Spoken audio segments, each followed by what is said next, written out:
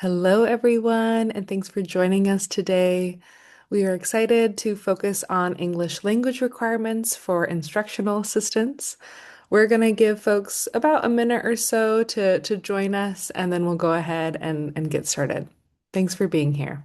Okay, I think our attendee numbers have stabilized a little bit. So, good morning, good afternoon, good evening, depending on where in the world you might be joining us from. Thanks so much for joining us for another pre-arrival webinar for our incoming international graduate students. We are so happy to have you here with us. And first, I just want to start with a warm welcome to UC San Diego. These webinars are hosted in partnership by the International Services and Engagement Office, along with the Division of Graduate Education and Postdoctoral Affairs. But each week, we work collaboratively with different campus partners across the campus to host these sessions because, as you'll soon find, UC San Diego is a very large university. There's lots of different departments here who are dedicated to supporting you during your time. And we are not the content area experts for each question, but we are so grateful to be able to work with folks who really do have those answers to your questions and can support you. So, with that, I would love to take some time to introduce some of those folks. To start off, my name is Grace Fuller. I use she, her pronouns, and I get to serve as the Assistant Director of International Experience and Engagement at the International Services and Engagement Office. And I'm joined by some wonderful colleagues here today who I'll invite to introduce themselves. So I'll pass it over to my colleague Marie. Good morning, everyone. My name is Marie Mama Paz Rivera, and I'm the Assistant Director for Student Services at the International Services and Engagement Office. Welcome, and I will pass it along to my colleague Shauna. Hi everyone, my name is Shauna Slabiota. I use pronouns she and hers, and I'm here from the Division of Graduate Education and Postdoctoral Affairs. Courtney, do you mind introducing yourself? Sure.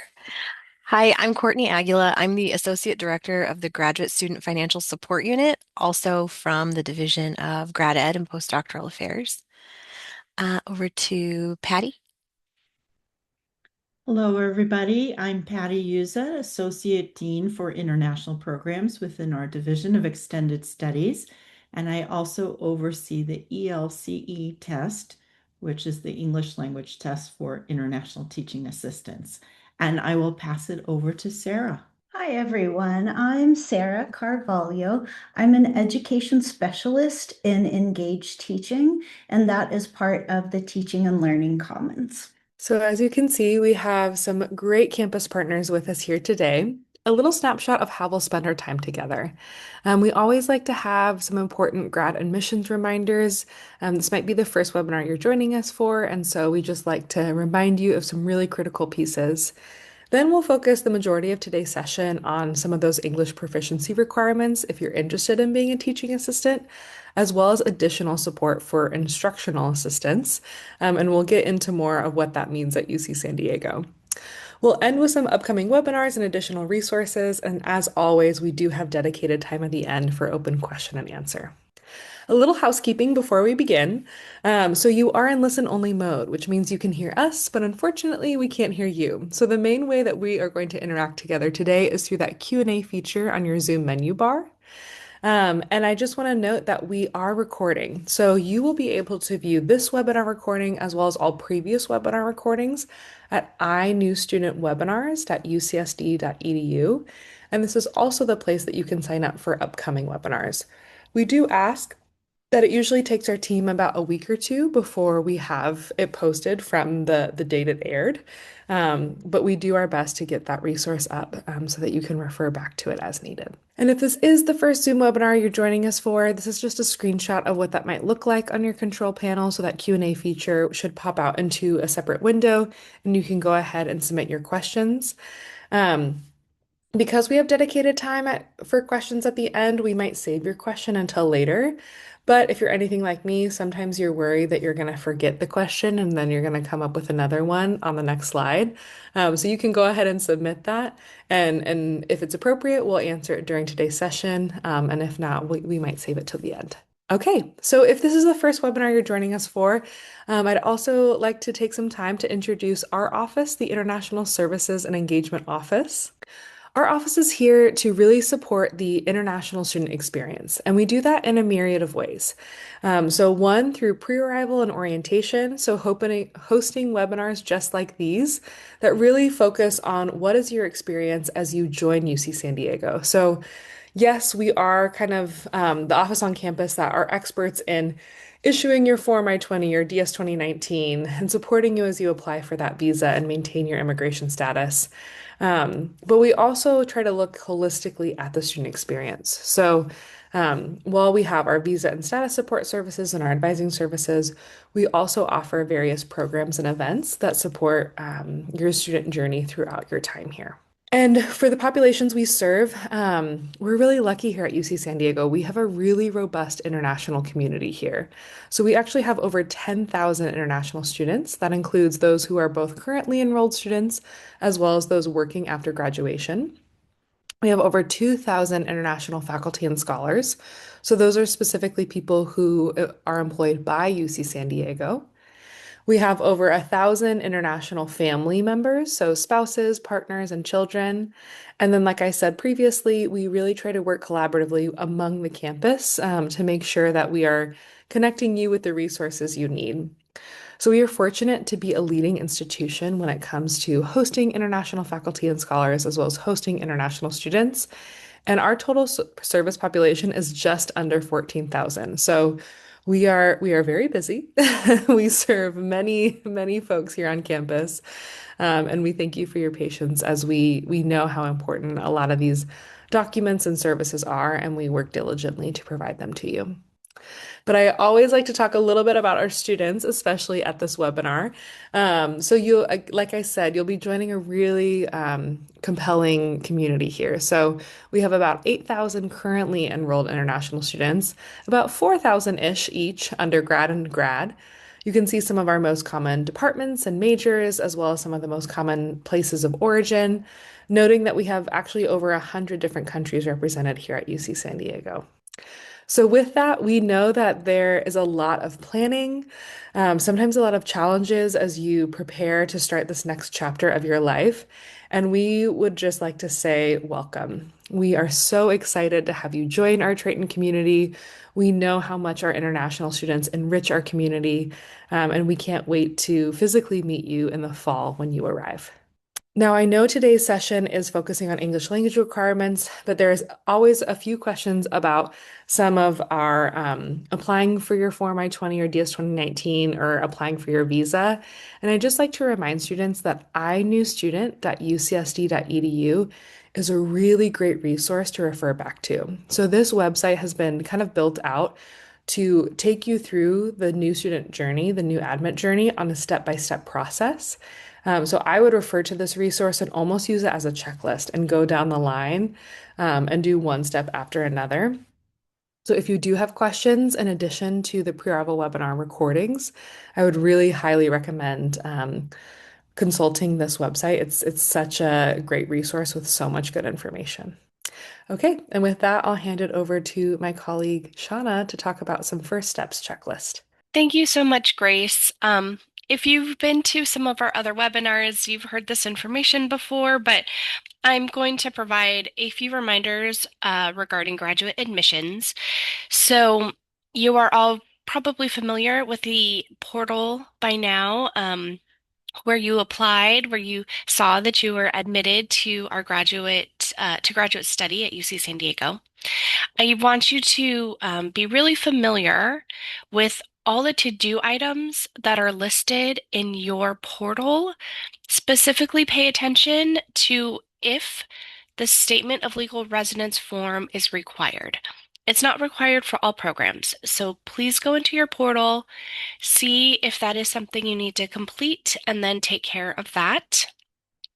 Also, most students are provisionally admitted at this time, which just means that you have to submit final documentation. That could be a transcript or proof of degree or test score, something like that.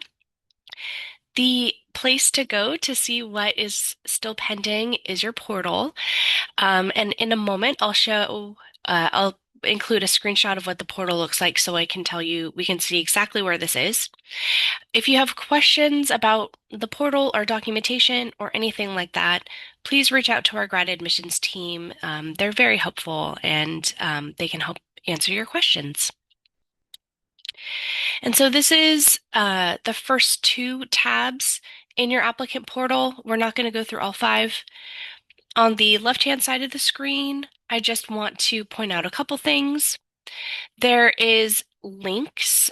There's 4 links that are called What to Do Immediately, Before You Arrive on Campus, When You Arrive on Campus, and then specifically a space for international students. So please look at those links kind of a little bit like Grace said earlier. You can kind of use it as a checklist to make sure that you're completing all the things that you need to complete to prepare for arriving at UC San Diego. And then the bottom has the forms.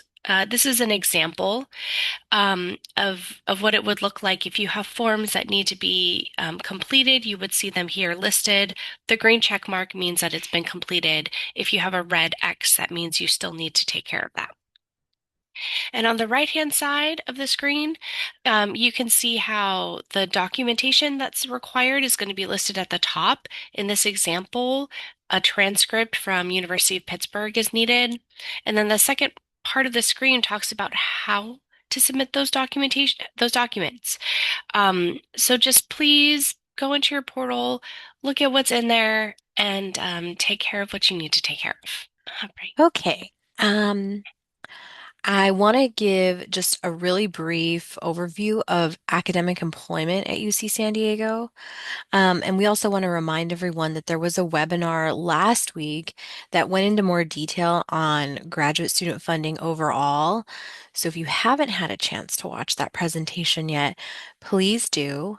We're not going to be talking too much about research positions or fellowships today because we're focusing on the other kind of employment, which is instructional support.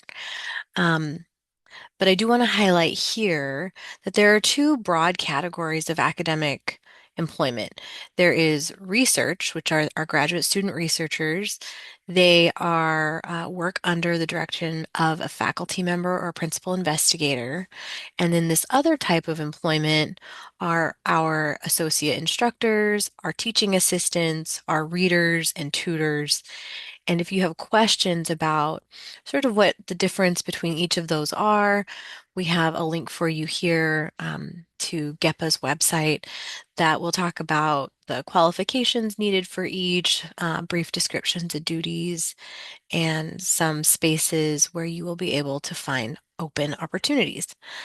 I want to also mention that these academic student employees, you may hear that term, you may hear instructional assistants, you may hear the specific names, associate instructor, teaching assistant. Those are all under one kind of umbrella, and those do require the English language proficiency score, but the graduate student researcher does not. Okay, you can find information on employment opportunities on the GEPA website, and we'll post a link in the chat. You do not have to work in your home department, but your home department must give approval before you can begin that work. And when we're saying home department, this is the academic home department or the department where you're going to be earning your degree from. Now, departments typically hire about a quarter ahead of time. That said, there may still be positions available towards the start of the quarter, and so if you are looking for employment, it's a good idea to keep checking the job boards and those application spaces. If you're looking for opportunities in your department, you'll want to check with your graduate coordinator or perhaps your student affairs manager. If you're looking outside your department, really review the job posting for contact information and those application deadlines. And now I'm going to hand it over to our colleague, Patty. Hello again, Patty Yusa from Extended Studies, and I'm going to talk a little bit about the English proficiency requirements and testing for prospective international teaching assistants.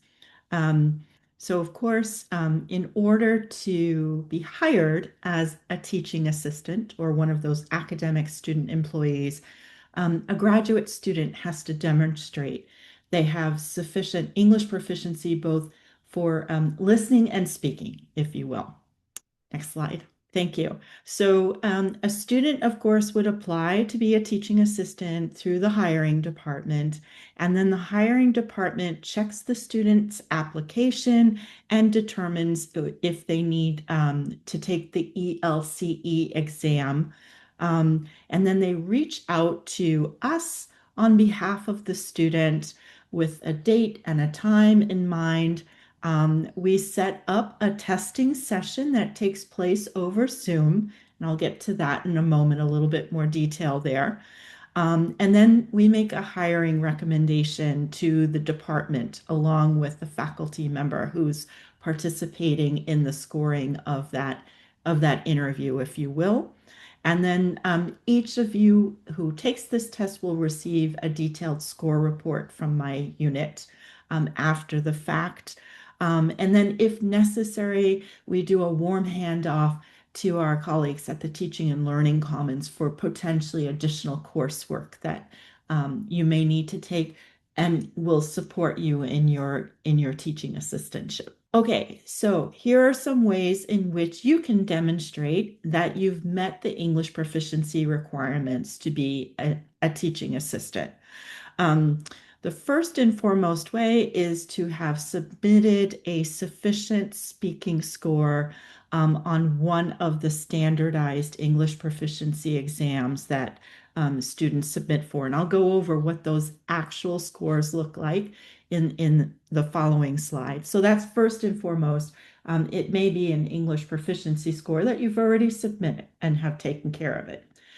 The second way is that some of our international students have actually obtained a previous degree from an institution where English is the sole or only language of instruction, right? And some of them are obvious because they're from English-speaking countries, and then there are other institutions which are in other countries where the institution itself may only be in English. And a good way to check whether your institution would have qualified is by following the link there to the IAU World Higher Education Database. That does contain a lot of the institutions that would be eligible, if you will. And then the third way, of course, is to take the ELCE exam itself with our team. Okay, so if you did submit a standardized English proficiency score with your graduate school application, that might have been the TOEFL, the IELTS, the PT or Pearson test of English, or more recently, the Duolingo test. And in order to meet the proficiency requirements to be a teaching assistant on the TOEFL, you would have needed a score of 26 or higher on that test. And I know for those who might have taken the test more recently, there's been some score changes with the TOEFL, but I think that will impact more of our newer graduate students for next academic year, not this coming one. On the IELTS, it would have required a score of 8 or higher on that test. On the PTE test, it would have been an 84. And then on Duolingo, students would need a score of 150 or higher on the speaking section in order to meet the eligibility requirements to be a teaching assistant. Okay. Now, if you don't have one of those scores yet, there's another means, and that would be the ELCE test. And let me get into that on the next slide. Okay, so to be eligible to take the ELCE, you would need a minimum score on one of those language proficiency tests that I just mentioned. So if you remember, for the TOEFL, you would have needed a 26 to meet the automatic eligibility. But if you scored between a 23 and a 25, then you would be eligible to take our in-house ELCE test. By the same token, with the IELTS, that would have been a score between 7 and a 7.5 you're eligible to take the ELCE test. And on the PTE academic test, it's between a 66 and an 83. And we will follow up with you on the Duolingo range scores. If you've fallen below 150, but you're close, you may also be eligible to take the ELCE test. So what happens if haven't made the initial cutoff and you're not within one of those ranges where you can take the ELCE test? Don't worry. There's another opportunity for you, and that is we will provide you with some guidance and assistance in taking some additional um, oral communication classes, and you have a range of options. You do that first, and then you'll have an opportunity to take the ELCE test and then become eligible to be a teaching assistant. Okay, so I think we went through this before, where the department will reach out to my team to help with the scheduling of the exam. Then students will take the exam. There's two people present for that exam, an English language specialist and also usually an academic from the department. And then the students will receive their scores afterwards, and we communicate the information with the department itself. So can we go to the next slide? Okay, so the test itself, for those who are taking it, it's very short, 10 to 15 minutes. It's done over Zoom. As I mentioned, there's a faculty member present along with an English language specialist.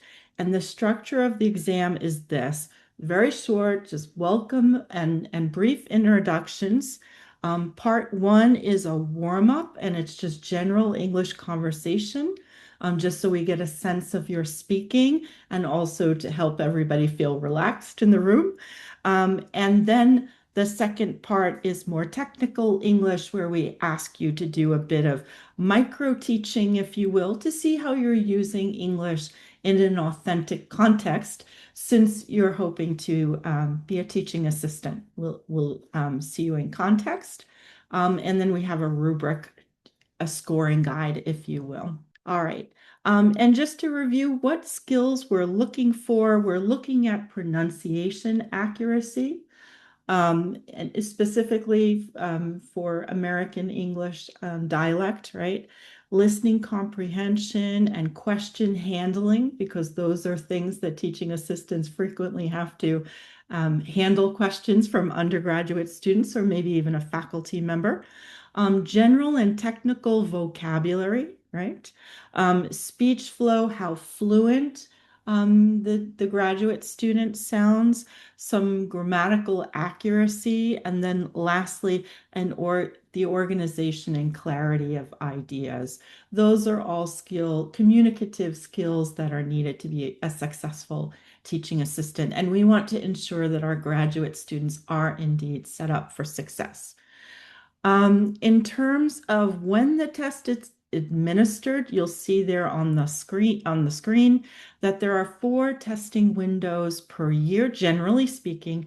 And for this coming academic year, probably the largest number of tests we administer are between mid-August and mid-September, followed by early December. So as a new grad student coming in who's testing in mid-August or mid-September, it may be for teaching that first quarter, that fall 2026 quarter, or it may be that you're gearing up to start teaching in winter 2027.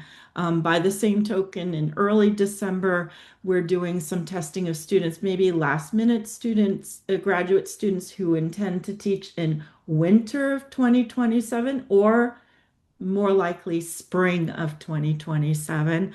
Then we test again in late March, and those are for students who would mostly be serving as teaching assistants in summer of 2027 or the following fall of 2027.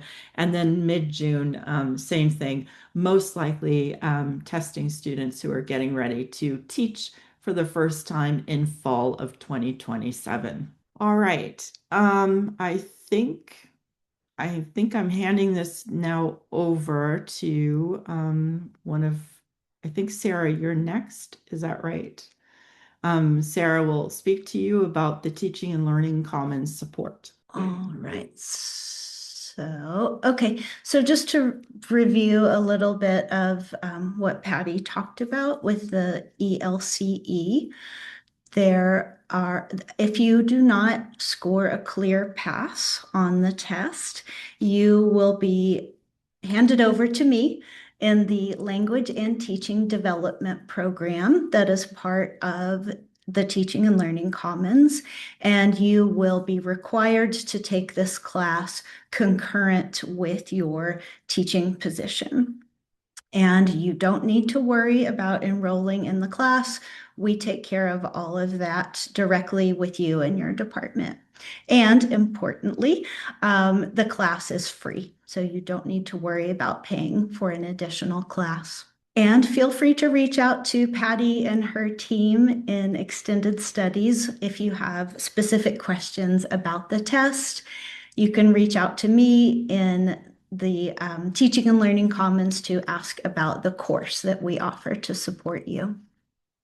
So I'm going to talk a little bit more about support in the next section. Okay, so we have several ways to support our graduate students who are teaching. So as I mentioned, I work in the Teaching and Learning Commons, and the Teaching and Learning Commons encompasses programs and services to support students and programs to support instructors. So this functions as a single entity, embodying the intertwined relationship between teaching and learning. And we have a variety of teams. You might be interested in the Writing Hub, where you can have in-person or online writing consultations. That is very helpful for graduate students. And the other section that I have circled here is engaged teaching. So that is my team. And engaged teaching, we support all instructors on campus, including supporting graduate students in their teaching roles. So Courtney talked about this a bit. She talked about academic student employees, and one of those categories was an instructional assistant.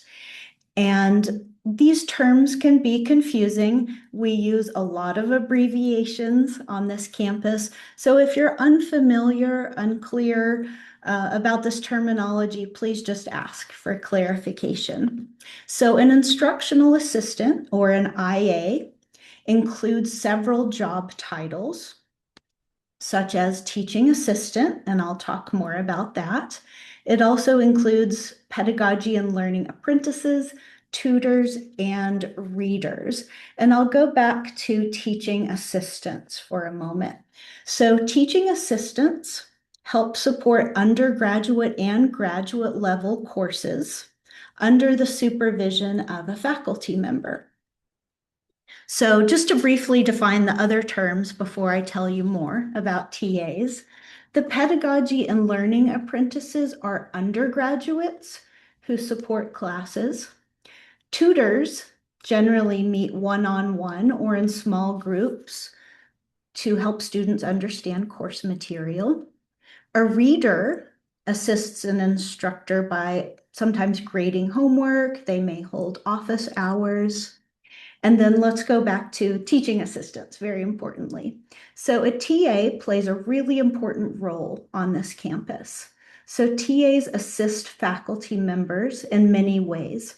TAs' responsibilities can vary greatly depending on your discipline and the type of class that you are supporting. But a TA might lead discussion sections. They might supervise a lab section. They may grade exams, grade essays, projects. They may create homework problems, even create exam problems, or prepare quizzes. And they may hold office hours, either in person or virtually. Office hours are a time that students can come in and talk to an instructor about questions they have or just their interests in the subject. So when you find out what your employment will be, we often call that a TA assignment. You should talk to the instructor to clarify your responsibilities. So there may be expectations for you to attend weekly lectures. You may have weekly team meetings. So it's really helpful to ask questions and make sure you're clear on your schedule and what your responsibilities will be. All right. So right now you have several months before coming to campus, presumably, and you want to think about preparing to teach in English if you're going to work as a teaching assistant. So in the next few months, you can prepare for this possibility with a couple of really helpful ways to practice. So you can review key terms from your field in English. You can practice explaining concepts from your field in English. You could also take a class with extended studies with Patty and her colleagues over the summer. So you might want to practice by recording yourself. You could record yourself teaching a concept in a short format, maybe 10 minutes, and then go back and watch it and see what you might do to clarify the information. You could even have a friend give you feedback about your clarity, your pronunciation, your vocabulary, these different aspects that Patty mentioned that are evaluated in the ELCE. So your goal will be to find a TA position either very early when they open, sometimes in spring, or closer to the time that you begin classes. So before you find your TA position, just keep in mind that building your communication skills over the summer will be really helpful for you to prepare for your work as a teaching assistant, and will also be helpful for you to prepare to be a successful student, and will likely contribute to your future professional growth also. So when you are ready to find a TA position, you apply through your department or through a hiring department, maybe not your specific department. And you can reach out to the graduate coordinators who typically are the ones who hire the TAs to work in departments. So the graduate coordinators in the department are the ones who sign you up for the ELCE if that is necessary. You do not sign up by yourself. And as we talked about before, if it's required, you'll take a class with me, the Communication for Teaching class. So a third goal that I want to mention here is to think about strategies to make your teaching more efficient and effective. So you can take some workshops with us once you get to campus. These are open to all graduate students who teach, and you can learn ways to teach more efficiently so you can work smarter, not harder, and teach effectively so that you have a better experience yourself as an instructor. So we will let you know when we have workshops available and consultations so that you can receive feedback on your teaching if you choose to do that. So your goal here is to develop your skills and gain experiences that will help you in your teaching and also in the future job market. So a TA is a leader, so you're really gaining valuable skills that transfer to all sorts of different professions. Okay, so we have a range of teaching support available to you as you prepare to work as a TA, as you prepare, and then once you are a TA. So when you first get a TA or IA position, you will be assigned to complete a set of 4 online trainings that introduce some ideas about transitioning into a leadership role in the classroom. So those will be assigned to you. And then you will also likely be part of departmental training in your department. So this can vary greatly from department to department, but you will likely be taking a class that is just for TAs in your field where you develop ways to teach effectively and you learn more about your responsibilities, grading, and all of those kinds of things. And each department has an IA faculty advisor that can help support you in your role. Also, when you come to campus, I highly recommend that you look out for our new IA teaching symposium. So we typically offer this in week 0. That means the week before classes start, and it is on Zoom. And it is a way for you to hear from current TAs about maybe things they wish they knew before they started, ways to balance their life as a student and their life as a TA. All kinds of really helpful things come from these panelists and from the small workshops that we offer during the teaching symposium. So as I mentioned before, the Teaching and Learning Commons also offers the Communication for Teaching class. So you may be with me for a class depending on your ELCE score. Also, throughout your career here at UCSD, you can join us for teaching workshops and take advantage of the other resources that we have that will help you really learn how to teach effectively and to be a leader in the classroom. So I highly recommend that you join us for the IA Teaching Symposium just before classes start. All right, so you can contact us if you have more questions generally about our teaching support. You can contact us at Engage Teaching. And if you have specific questions about the support for English as a means of communicating for teaching, those are the classes that I facilitate, you can reach out to me at language and teaching dev at ucsd.edu. I'm happy to answer any questions that you might have. And again, I'm very excited that you're coming to join us here at UCSD. I look forward to meeting all of you. All right.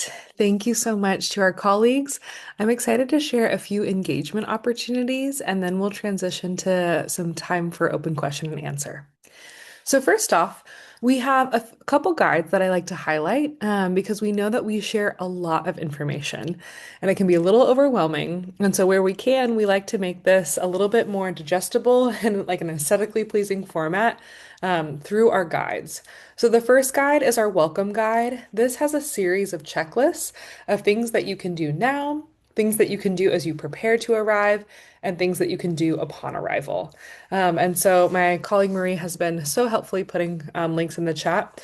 And so for the welcome guide, it's a little bit more geared towards kind of your logistical steps through your pre-arrival process. The second guide I want to highlight is our surf check guide. So our surf check guide is somewhat different because this guide was created for students by students. So this guide really features questions that students have as they transition to life in the US. So these are questions like, how do I arrange transportation from the airport to campus? How do I set up a phone account? How do I set up a bank account? So you'll see this is the second guide listed here, but it can be a really helpful resource as you are starting this next chapter of your life in the US. I also want to highlight the Grad Pals Peer Mentorship Program. This is a great resource that matches incoming international graduate students with current graduate students. And you can kind of indicate your preference in terms of being matched with someone maybe from your same home country or maybe in your same program, things like that. But students report it's so incredibly helpful to have someone to just be able to ask questions, have a peer, have it be a little less formal, and also start to build your community even before you physically arrive. And then we do have a number of signature programs that we offer with regularity throughout the year. So usually once a month, there's one of these programs happening at any given week. So you can see we have Global Coffee Hour, English in Action, Triton Truckers. If you're interested in learning more about any one of these programs, please visit iprograms.ucsd.edu. And as a complement to iPrograms or our signature programs, we also have our iEvents calendar. So while iPrograms kind of describes these signature programs, our iEvents calendar is actually the physical calendar where you can register for upcoming events, where you can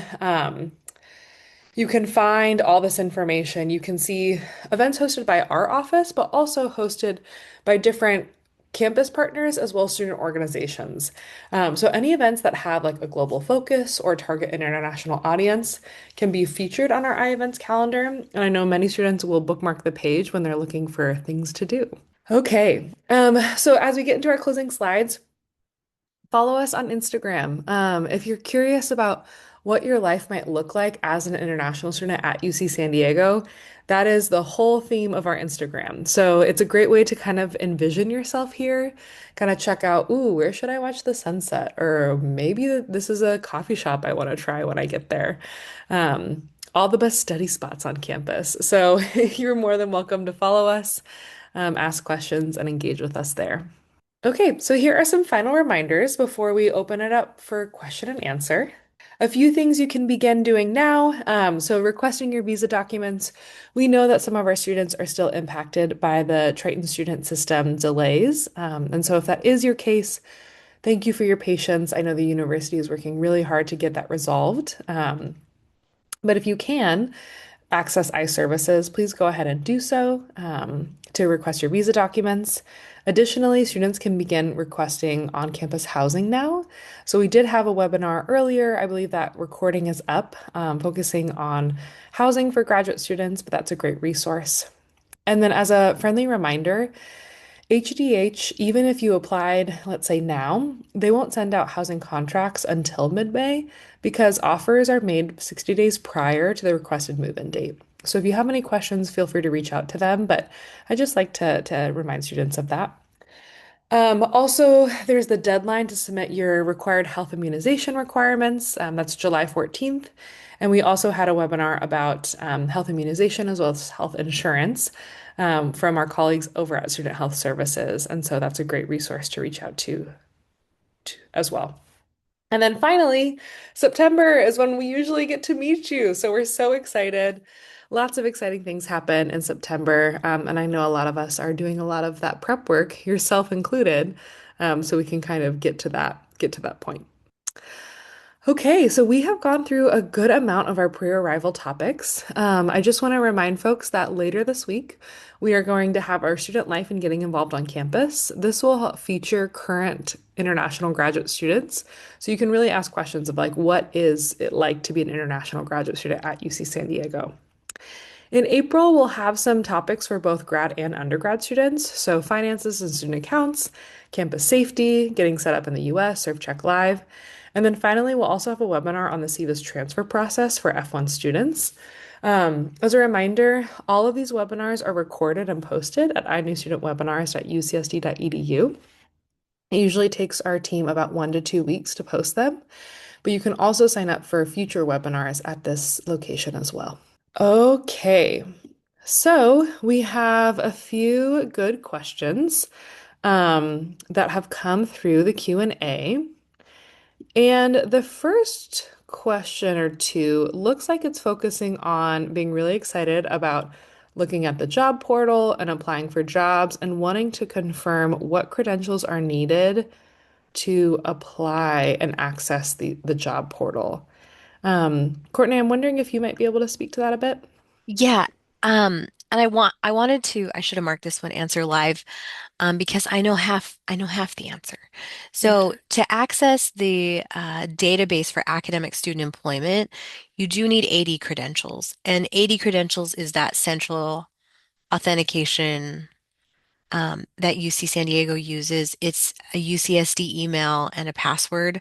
And so you're not going to be able to get into that system unless you have that already. Um, That's the half I do know. The half I'm not super sure about is I know Handshake, which is for non-academic employment, also has an AD login, but I think there's an alternate login, and I just don't know about that part, so I didn't want to say for sure. Does anybody else know about the Handshake? Can you log in with just an email? Don't know. Um, Let me click on it. I'm gonna click on it and see. It looks like, okay, so yeah, UC San Diego student single sign-on. There's a button to click if you're an alumni, a postdoc, or an employer, and then there's a button that says continue with email. So I don't know what that does though. But again, for the academic employment database, you do need those 80 credentials. And just as a reminder, the distribution of those AD credentials are being impacted by the Triton student system delays. So there might be a delay in receiving your AD credentials in order to access these systems and these portals. So I know that many of you are very eager, and I do know that the university is working really hard to make sure that we can get the TSS system launched. But it is likely that if you haven't received your AD credentials yet, that is tied to some of the delays with the Triton student system. I'm going to answer one question here and just allow for a couple more minutes via text and allow for a couple more minutes for other questions to come through the Q&A. But to any of my colleagues, if any questions have come through that you think bear repeating because they might benefit a large group of students, I invite you to unmute and verbally highlight any of those reminders. I know Patty answered a couple of these questions already, but sort of for the good of the group, um, there was a question that came in about serving as a TA, in this case, in a Spanish class, but there's other classes that are offered at UC San Diego, I should say, other language classes that are offered at UC San Diego.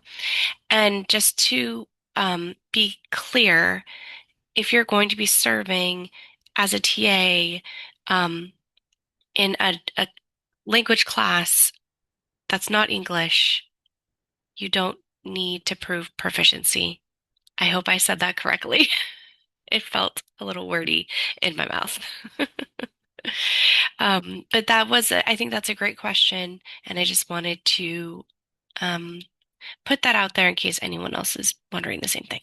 And I think the question about Handshake, that is a great about access to Handshake. I appreciate folks asking this about when you would have access to Handshake or how you can access it because Handshake does have a lot of on-campus positions that are posted there. So if you are somebody who is interested in working in the bookstore or working in the library or something like that, those jobs are posted in Handshake.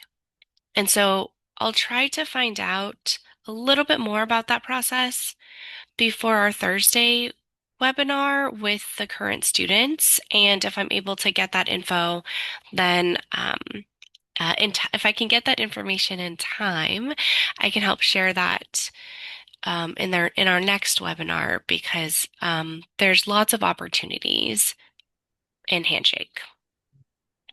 And I was just going to add on to that a little bit. So I just want to verbally highlight something that Courtney shared previously that there are academic student employment, but in addition to more of that academic focus, Handshake has a lot of other different opportunities when it comes to working on campus. And so that can be a really helpful resource.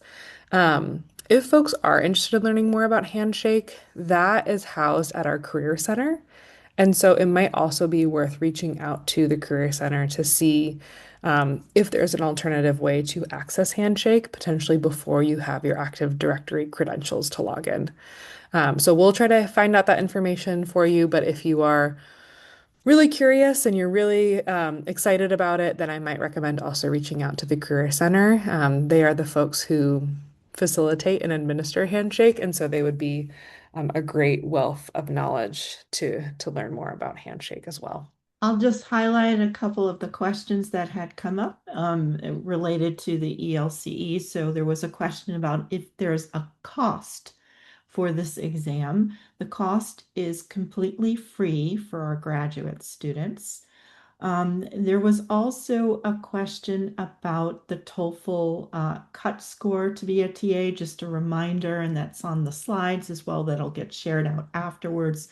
26 on the speaking section is what we're looking for to automatically qualify to be a TA. There were also a few questions about my institution is listed on the IAUWHED,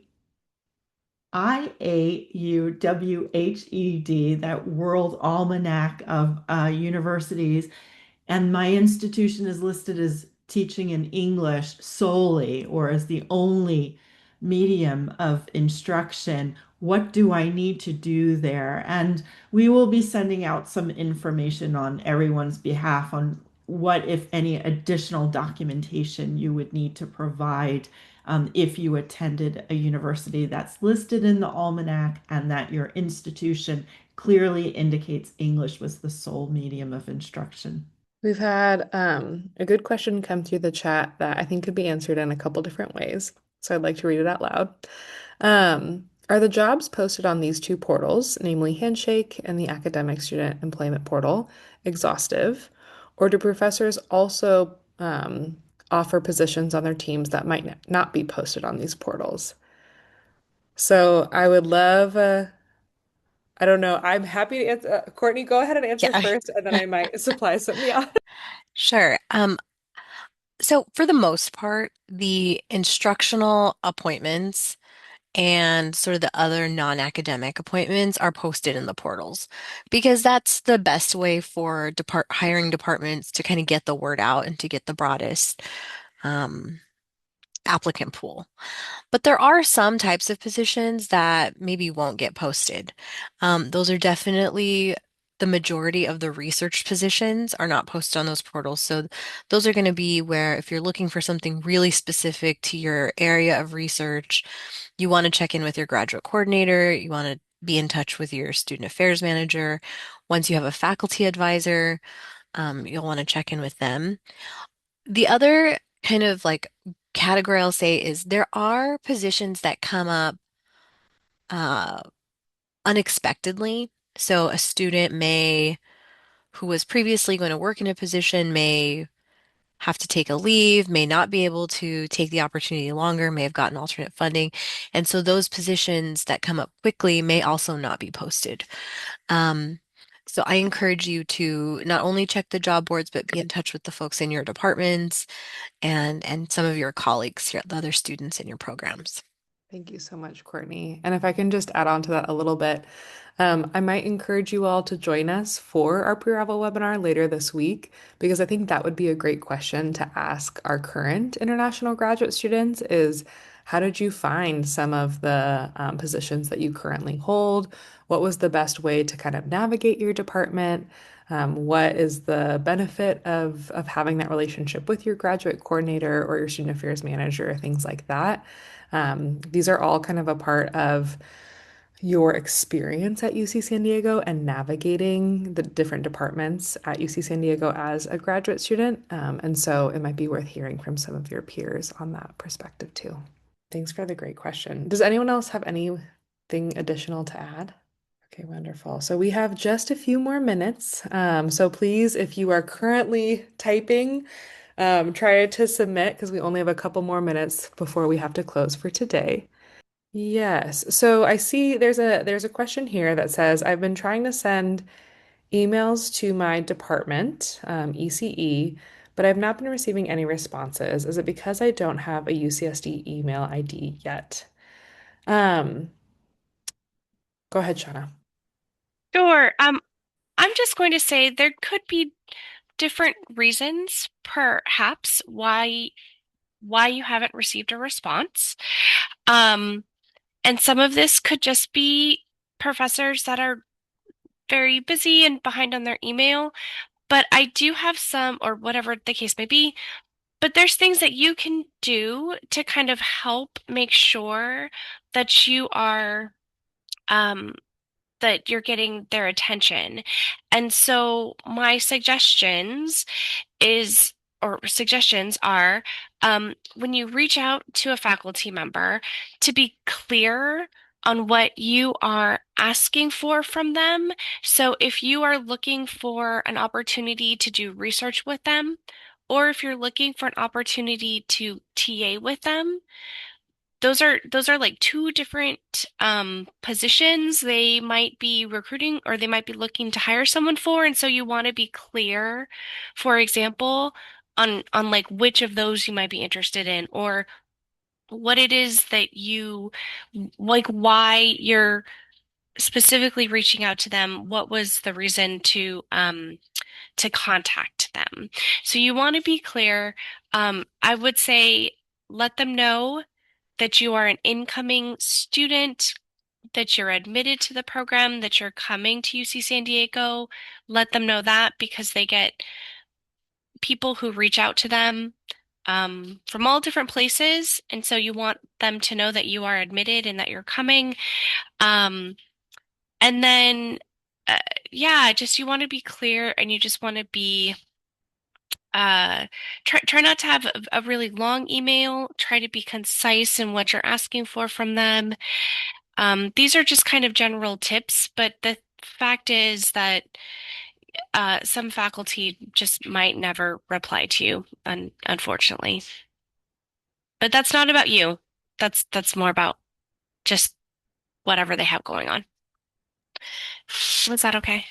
That was perfect. And not to harp it too much, but I might join our webinar on Thursday to ask our students how have they navigated when they haven't received responses from certain professors or certain folks on campus. Maybe, I don't know, maybe we'll have someone from the ECE department who can give you some really good intel. Um, but I think that Shauna did a great job, that it could be for a myriad of reasons. It depends kind of on what you're asking about. It depends on, are you connected with like the right person? Like there's a lot there. And so I think that can be a good topic of conversation maybe for Thursday as well. So please come with lots of good questions later this week.